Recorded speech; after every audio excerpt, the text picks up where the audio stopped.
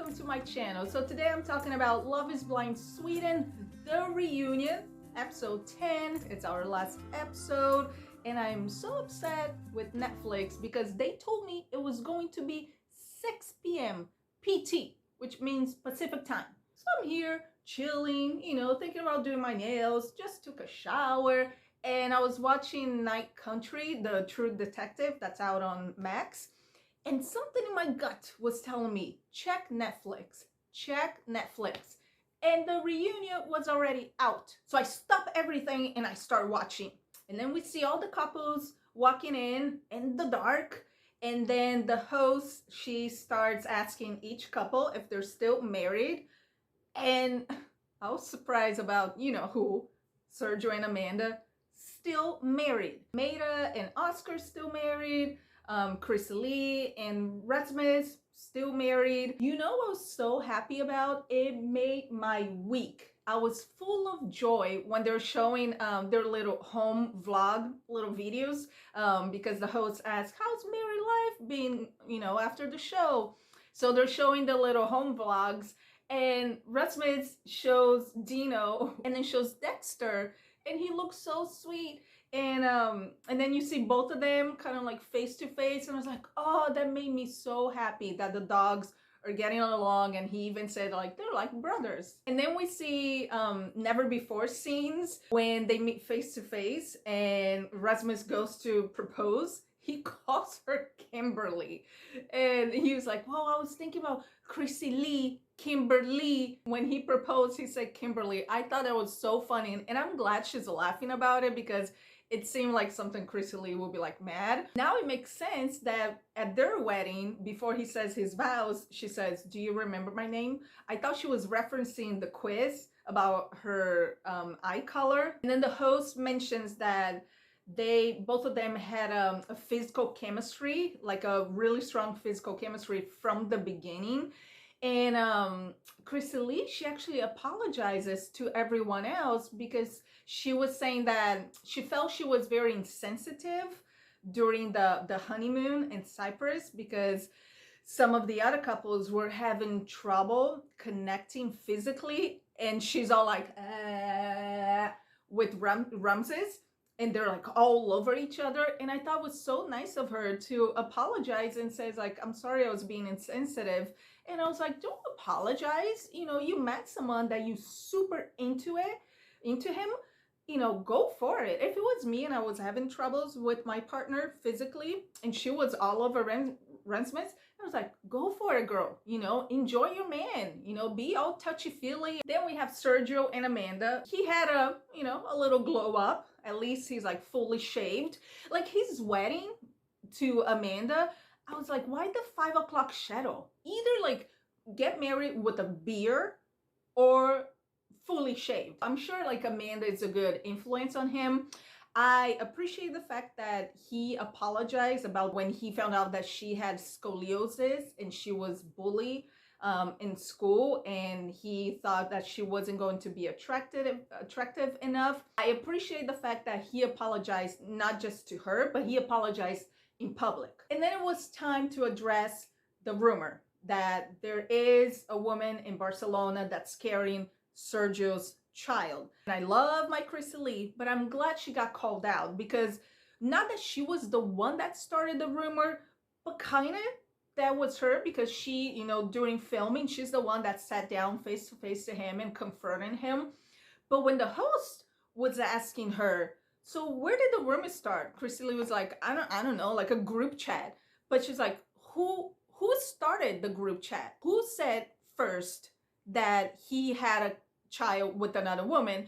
And Chrissy Lee, I don't know. She was trying to brush it off. She's like, I don't remember. I don't remember who wrote it first. No, pull out your phone and scroll to the top and let's find out who started this rumor. Especially rumors like that. It can damage someone's, like I said, character. For Sergio, it can damage their relationship, their marriage.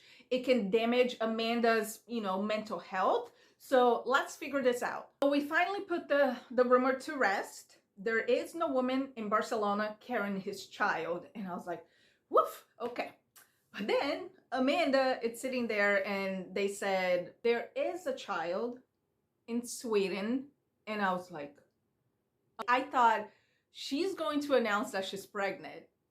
You know, the way she said it, there is a child in Sweden. And then he said, I would take full responsibility for this child. And I was like, oh, she's going to announce that she's pregnant. No, no, no, no. Some women, not Amanda, had Sergio's kid.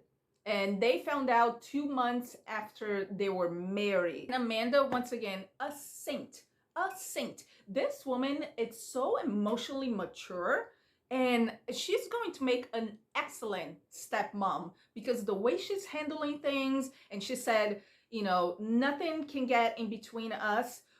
You know, this whole thing made our relationship stronger. I'm really hoping that, you know, she sees something in him that we don't. I'm proud of him that he said he would take full responsibility for this child, because having an oopsie baby, as I call, I know all children are blessings. They're all miracles. Having a baby that's not planned, that was an accident, does not make you a bad person. Condoms break, birth control is not 100%. Who knows what happened? Everyone had a lot of questions, and he said, you know, I want to be respectful to the third party that's involved in the situation because they're not here to speak for themselves. Hold your horses. We're not done with Amanda and Sergio. She says that she has a surprise. And at that point, I already knew. Then I was like, okay, so she is pregnant. Nick Cannon 2.0 over here, you know, spreading his seed every country he goes to. I thought it was interesting that the other cast members were so surprised because she is heavily pregnant. And you can totally see when she got up at the end and they're saying like goodbyes, you can totally see that big bump. So when she was sitting there, you know, with her hands in the bump, after she announced she was pregnant, like, oh, it's so obvious. And then we had Lucas and Amelia. As you remember, she said yes at the altar, he said no.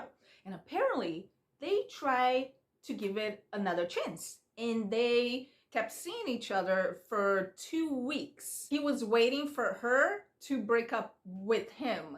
And I was like, Lucas, you're sounding like a pussy man. You just dragging this girl around, leading her on, getting her hopes up when you obviously are not attracted to her. And I thought the situation between Amelia and Lucas, it was so interesting because I didn't see a good person and a bad person. There was not a villain, you know, in that couple, because I did feel bad for him when he was trying to explain the ick.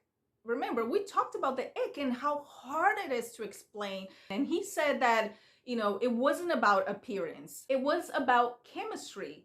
He said that they did not click physically, which is a very polished way of saying that someone is not attractive. And when Amelia was crying, I was holding my heart and I was like, oh my gosh, I'm about to cry for this girl. And I hope you guys watch in the original language, because I don't think dubbing would make justice to the way she was feeling. When she was explaining her experience on the show, she said, I thought this time would be different. But to see that even now I wasn't enough, it broke my heart, because she was saying that even though this entire experiment was about personality, she still wasn't enough. A lot of people go on Love is Blind because, you know, if you're a really hot girl, you know, you say that, oh, guys only want to date me because of my looks and I want them to see more than that.